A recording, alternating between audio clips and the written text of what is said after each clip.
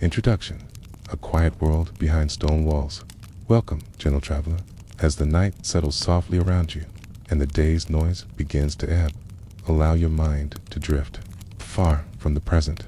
Let it slip gently into another time where the air was filled with the scent of beeswax and wood smoke, and the hush of ancient stone corridors held secrets of stolen glances and forbidden love.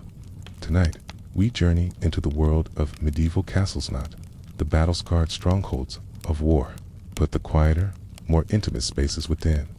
The private chambers, the winding stairwells, the moonlit courtyards where hearts beat faster beneath layers of wool and linen.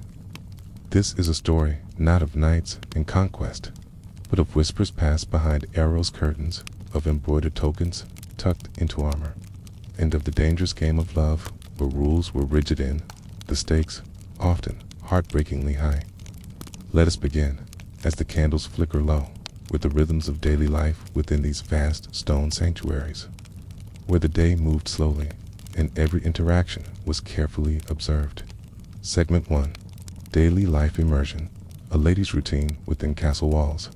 Imagine yourself in the year 1283.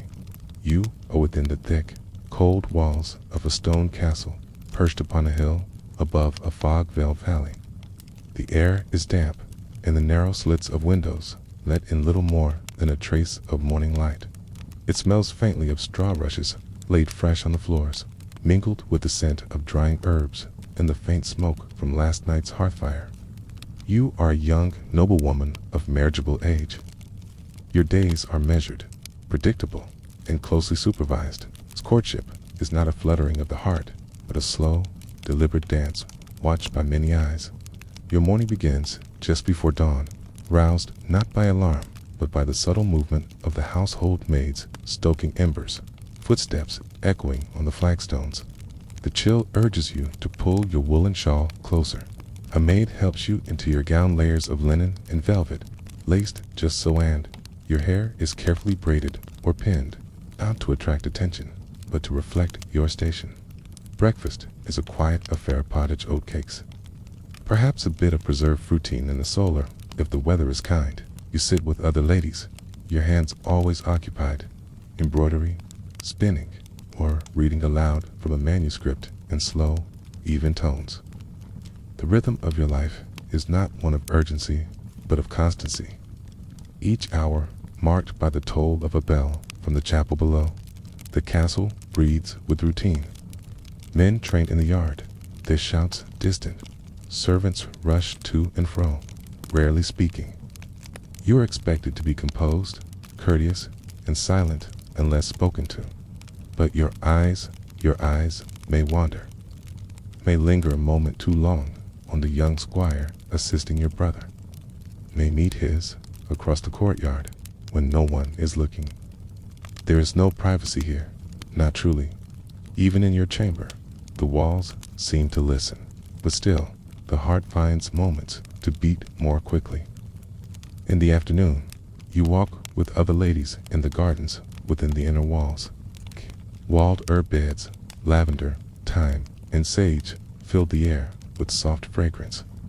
You pass the chapel again, where wax tapers flicker in dim alcoves. You attend mass, your hands folded, your eyes lowered, but sometimes you feel another's gaze, resting lightly, cautiously across the room. Courtship here is not flirtation. It is arrangement, negotiation. Your father speaks to other lords.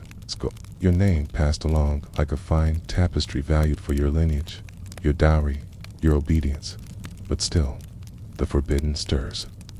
A poem slipped into your embroidery basket. A carved wooden token left where only you might find it. A shared silence that says more than words ever could. As the sun lowers and dinner is served in the great hall by firelight, you sit among your family, your role fixed and proper. You speak only when addressed. You sip wine slowly, your gaze careful. Somewhere across the room, a pair of eyes meets yours again, just once. Then it is gone. The day draws to a close with prayers, and you return to your chamber, the air chilled once more. You lie beneath heavy woolen blankets, listening to the wind sighing against the stone. Outside, the castle sleeps, but within you, a quiet longing stirs, buried deep beneath duty and lace. This is the world you inhabit, steady, restrained, ever watched, yet never without feeling. A world where even silence can carry the weight of a secret hope. Segment 2. Biography. Event. The love letters of Héloïse and Abelard. Now, let us shift from daily routine to a love that defied the quiet constraints of duty. Travel with me just slightly earlier in time, to the 12th century, in the heart of Paris. The air here is different, thick with ideas and ink. It's a clatter of students debating in Latin echoing down stone corridors. But despite its intellectual grandeur, the world is still deeply bound by strict codes of morality, honor, and silence, especially for a woman. This is where we meet Say, young, brilliant, fiercely curious. She lives under the guardianship of her uncle Fulbert, a respected canon of the cathedral. Her mind is as sharp as any man's, a rare thing for her time, and it does not go unnoticed. Enter Peter Abelard, a renowned philosopher and theologian, equally admired and envied. He is bold, clever, and deeply confident when he is invited to privately tutor Say. The stage is quietly set for one of the most enduring and quietly tragic love stories of medieval history. Their courtship begins with shared learning, long discussions of logic, poetry, philosophy. In the soft glow of candlelight, they exchange ideas, and then, slowly, affection. What began in books turns to soft words, and then to stolen kisses. The line between student and teacher blurs, as hearts are entangled in ways both inevitable and perilous. They write to one another in Latin, a language of the educated elite, but also of secrecy. The letters they exchange are not frivolous. They are deeply emotional, rich with longing and pain, guilt and desire. They speak of duty to God, conflict with society, and the agony of love in chains. Their union, though deeply felt, was not allowed to remain hidden for long. When Say becomes pregnant, the consequences crash in with force. Abelard arranges for her to flee to Brittany to give birth in secrecy. They marry quietly, hastily, but even that cannot undo what has been done. Her uncle, enraged by what he sees as seduction and shame, takes brutal revenge. Abelard is attacked, maimed. His life is changed forever. And though Say still loves him, still burns with feeling, she too is sent away, to a convent.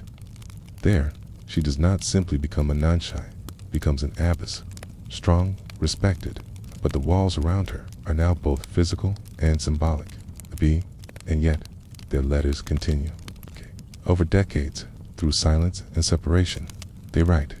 They debate love and God, the meaning of sacrifice, the limits of devotion. They do not reunite in body again, but their words, carefully preserved, full of restrained emotion and aching thoughts, revive.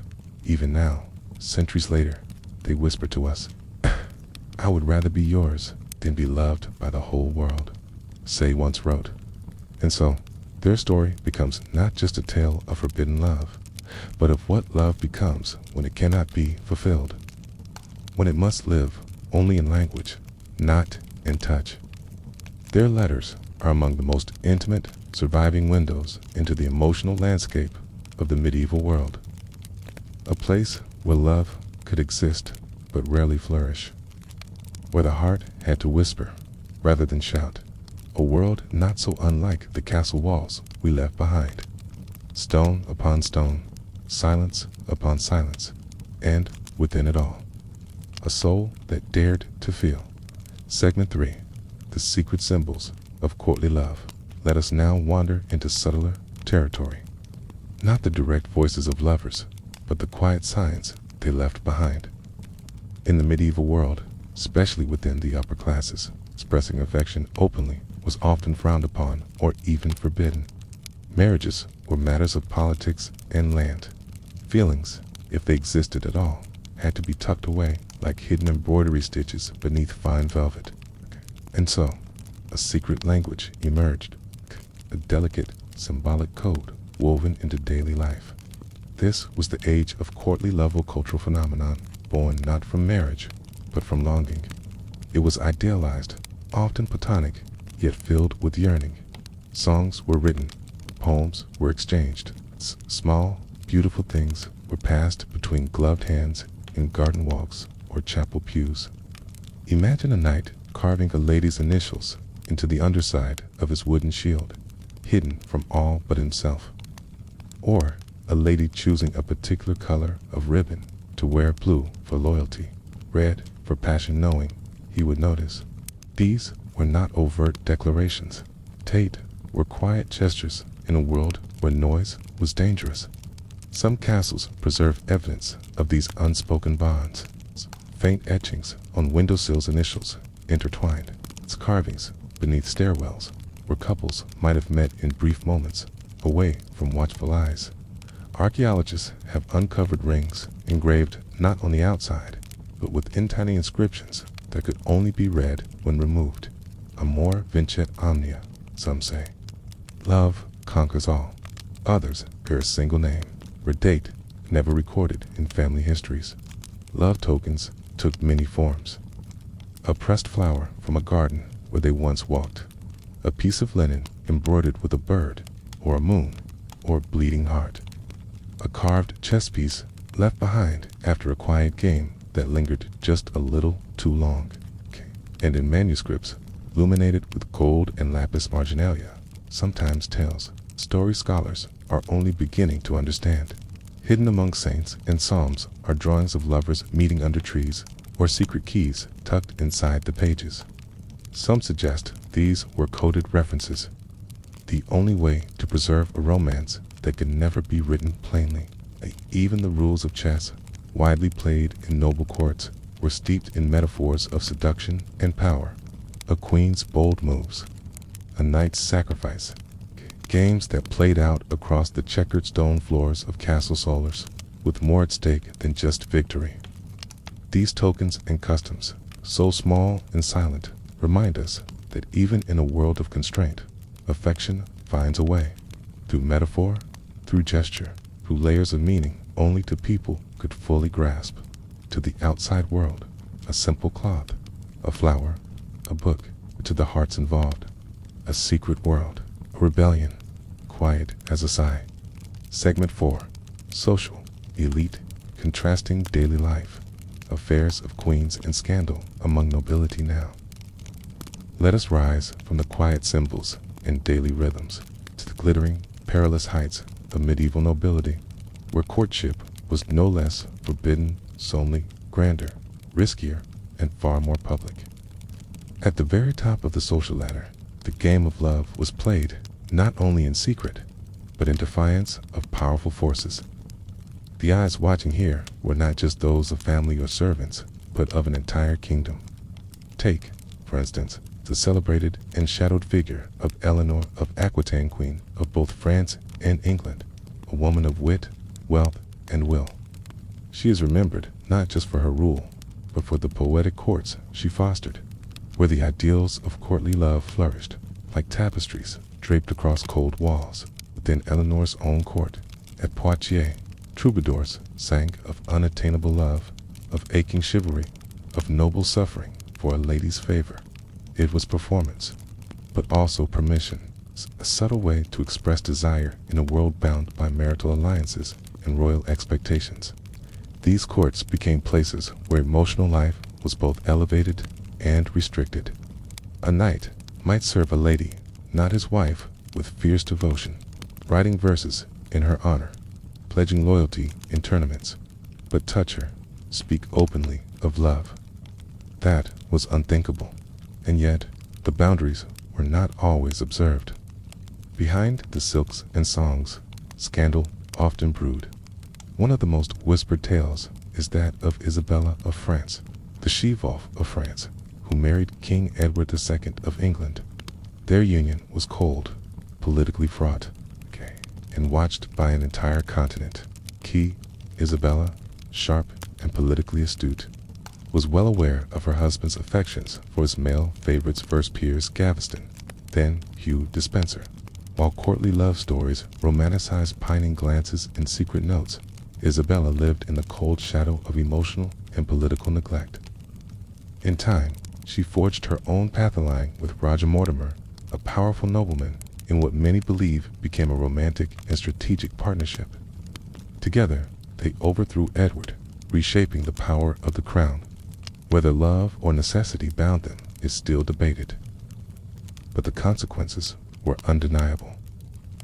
Here, the stakes were not just hearts, but crowns, lives, legacies, and, in quieter, lesser-known corners of noble life, the stories whispered through time of queens who favored certain courtiers, of ladies-in-waiting who bore children in secret, of kings whose attentions stirred unrest and gossip.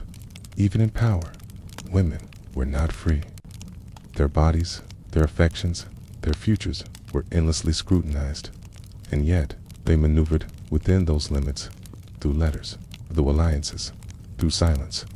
In the mirrored halls and candlelit chambers of these great castles, love was often currency, or danger, or a form of rebellion, sometimes all at once. And yet, even under veils and scrutiny, the longing persisted, not loud, never loud, but always there. Conclusion echoes through stone and time and now. The torches have dimmed in the castle halls, courtyards lie quiet beneath a velvet sky, and the footsteps that once echoed on flagstone floors have faded into memory. We have wandered through the hushed rhythm of a noble woman's day, felt the ache in the letters of Say and Abelard, traced the delicate language of tokens and symbols, and glimpsed the hidden tremors of love in royal courts where every heartbeat could ripple through kingdoms. All of it hidden, soft, secret, and yet lasting. In these ancient castles, where duty was law and silence a shield, love still found its way. Not in declarations shouted from towers, but in folded parchments, exchanged glances, in the quiet bravery of a hand brushed in passing. These walls, once so cold and stern, held stories warmer than firelight, stories not always spoken, but deeply felt. As you settle into the stillness of your own night, remember that even in a world bound by expectation, affection endured. It whispered through gardens and glided through chambers. It waited in shadows, defied structured, not recklessly, but with grace and quiet courage. So rest now, knowing that love, like time, moves gently, steadily. It endures in stone, in ink, and in silence. Good night, dear listener. Sleep well. Let the echoes of the past keep you company until morning.